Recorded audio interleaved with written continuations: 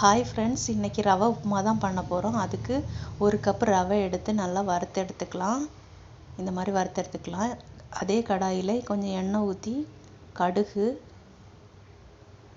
உளுந்தம்பருப்பு, கருவேப்பிலை, ஒரு பெரிய வெங்காயம் கட் பண்ணி வச்சுருக்கேன், அதுவும் ஒரு காஞ்ச மிளகா போட்டு நல்லா வதக்கிக்கலாம்.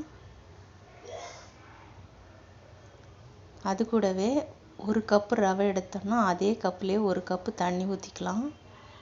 தேவையான அளவு உப்பு போட்டுக்கலாம். வறுத்த ரவையை அதில் கொட்டி அப்படியே கிளறிக்கிட்டே வரணும்.